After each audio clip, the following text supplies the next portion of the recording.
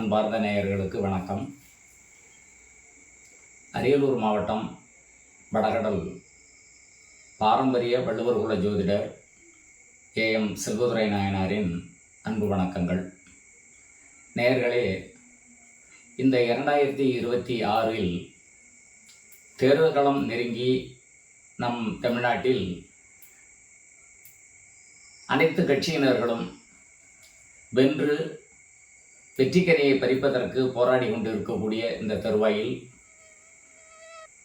2024இல் ஆரம்பித்த திரு தவேகா கட்சி தலைவர் மிகவும் நுணுக்கமாக தன்னுடைய காயை நகர்த்தி கொண்டிருக்கின்றார். அவருடைய ஜாதகத்தை பற்றி ஆராய வேண்டி இன்று அந்த ஜாதகத்தை ஆராய்வோம். திரு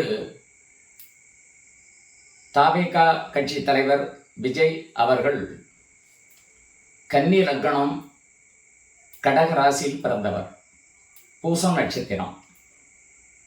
லக்னத்துக்கு 3ஆம் இடத்தில் ராகு பகவானும், லக்னத்திலிருந்து 6ஆம் இடத்தில் குரு பகவானும், 9ஆம் இடம் என்று சொல்லக்கூடிய திரிகோணத்தில் சுக்கிர பகவான் மிக பெரும் வலிமையாக சொந்த வீட்டில் ஆட்சியாக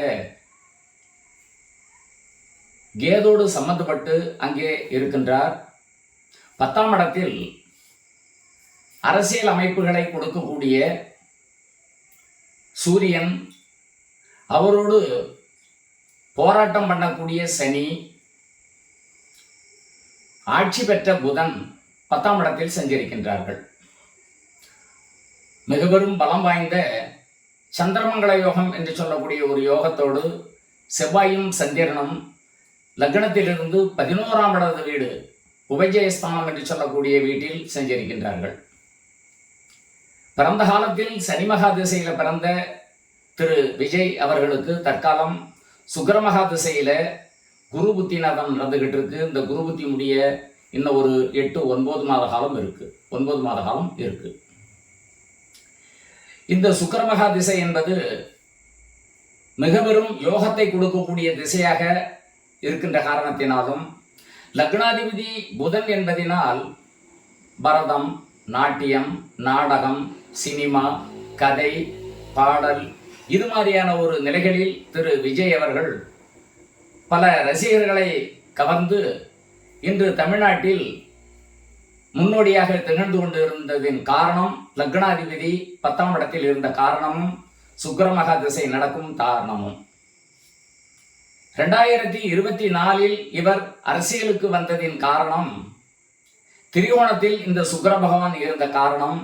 ஜனன காலத்தில் குரு பகவான் இவருக்கு கெட்டவராக இருந்தாலும் திரிகோணத்தில் வந்து இவரை அரசியல் அமைப்புக்கு இவரை உட்படுத்தி விட்டது. அரசியல் அமைப்புகளில் பலவிதமான போராட்டங்கள் இருப்பது சரியானதொரு விஷயம் என்றாலும், இப்பொழுது ஒரு 8 மாத காலத்திற்கு நடக்கக்கூடிய இந்த குரு பலவிதமான பாதகத்தை திரு விஜய் அவர்களுக்கு கொடுக்கும். அந்த குரு பகவான் 10ஆம் இடத்தில் இருப்பதினால் 10ஆம் இடத்து குரு தன்னுடைய பெயரை கெடுக்கும், விமர்சனங்களுக்கு ஆளாக வேண்டும் என்று சொல்லக்கூடிய நிலைகளை குரு பகவான் கொடுத்து கொண்டு இருக்கின்றார். இன்னும் ஓரிரு மாத காலத்தில் அவரோடு சுக்கிரன் எந்த அரசியல் அமைப்புக்கு இந்த ஜாதகரை அர்ப்பணித்ததோ அந்த சுக்கிரன் அந்த குருவோடு சாருகின்றார். அப்போ அவர் குருவோடு சாரும்போது பலவிதமான பிரச்சனைகளையும் வில்லங்கங்களையும் விவகாரங்களையும் ஏற்படுத்தி இவரை பலவிதமாக விவகாரத்துக்கு அலைகழிக்கப்படுவார். புதன் 10ஆம் இடத்துக்கு வரும்போது அதை மிகவும் இலகுவாக, மிகவும் சாமர்த்தியமாக அதை எதிர்கொண்டு அந்த நிலையிலிருந்து வெளிப்படுவார். மேலும் 8 மாத காலத்து வரைக்கும் பலவிதமான பிரச்சனைகளுக்கு ஆளாகக்கூடிய ஜாதகருக்கு குரு பயிற்சி, இப்பொழுது வருகின்ற குரு பயிற்சி மிகவும் பாவக நிலையை கொடுக்கின்றது. அந்த குரு பயிற்சி வந்தால் மிகவும் 2 மாத காலத்திற்கு மிக மிக அல்லலும் கஷ்டங்களையும் ஜாதகருடைய திரு விஜய் அவர்களை மிக கஷ்டப்படுத்தும். ஆனால் ஒன்றை இழந்தால்தான் ஒன்றை பெற முடியும் என்பது போல் பலவிதமான சங்கடங்களுக்கு ஆளாகி நிர்பந்தித்து இருக்கக்கூடிய திரு விஜய் அவர்களுக்கு அடுத்தது சனி புத்தி என்று சொல்லக்கூடிய ஒரு சனி புத்தி வரும்.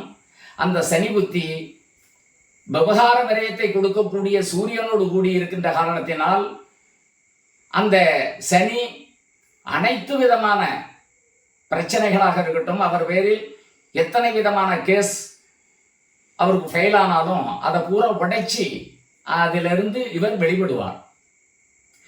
இந்த வெளிப்பட்டு புதன் புத்தி என்று சொல்லி ஒரு புத்திநாதன் ஆரம்பமாகும். அது எப்பொழுது ஆரம்பமாகும் என்றால் 2028-9 ஆரம்பமாகும்.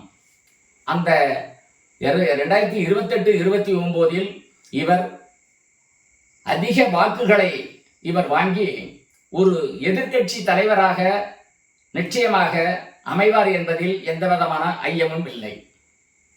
மேலும் இந்த தருணத்தில் கூட்டணிகள் அமைப்பதில் இவருக்கு விருப்பம் இருக்காது. தனித்து நின்று தான் வெற்றி பெற வேண்டும் என்று சொல்லக்கூடிய எண்ணத்தோடு இவர் செயல்படுவார். இவருக்கென்று ரசிகர்கள் கூட்டம் அதிகமாக அதிகரித்து கொண்டு இருக்கும். தான் வேட்பாளராக நின்றாரேயானால் மிகவும் சிரமப்பட்டு இவர் பதவியை வகிக்கிறதுக்கு இவர் வெற்றி பெறுவதற்குண்டான வாய்ப்புகள் இருக்கு. மேலும் ஓட்டு வங்கிகள் அதிகபட்சமாக வாங்கி இவருடைய கட்சியானது அங்கீகாரம் பெறுவதற்குண்டான வாய்ப்புகள் அதிகபட்சமாக இருக்கிறது. அங்கீகாரம் பெறுவார். அங்கீகாரம் பெறுகின்ற திரு விஜய் அவர்கள் பலவிதமான போராட்டங்களை வென்று 2031 தேர்தலில் எதிர்கட்சி தலைவராக வருவதில் எந்த விதமான மாற்றங்களும் இல்லை என்பதுதான் அவருடைய ஜாதகம் கணிக்கிறது. மேலும் சந்திரமங்கல யோகம் என்று சொல்லக்கூடிய கிரக அமைப்பின் மூலமாக இவர் மிகுந்த உயர்ந்த அரசியல்வாதியாக வருவதற்குண்டான வாய்ப்புகளும் உண்டு. லக்னாதிபதி 10ஆம் இடத்தில் உச்சம் பெற்று ஆட்சி பெற்று இருக்கின்ற காரணத்தினால் போராட்டங்களை சந்தித்து விவகாரங்களை விட்டொழித்து விவகாரங்களை இவர் தவிடுபொடியாக்கி இவர் வெற்றி பெற்று வெளியில் வருவார். அந்த வாய்ப்புகள் முழுமையாக இருக்கிறது. என்றாலும் இந்த 2026 தேர்தல் என்பது தன்னைத்தானே வெற்றி பெற்று கொள்ளுவார். இவர் ஓட்டு வங்கிகளை அதிகபட்சமாக பெறுவார், அங்கீகாரம் பெறுவார். அரசியல் இவருக்கு கை கொடுக்கும் 2031. மேலும் சங்கடங்களை களைந்து எல்லா விதமான விஷயங்களை வென்று இவர் சிறப்பான ஒரு அரசியல்வாதியாக வருவதில் எந்த விதமான மாற்றங்களும் இல்லை என்று சொல்லி திரு விஜய் அவர்களுடைய ஜாதகத்தை இத்துடன் முடித்துக் கொள்ளுகின்றேன். நன்றி, வணக்கம்.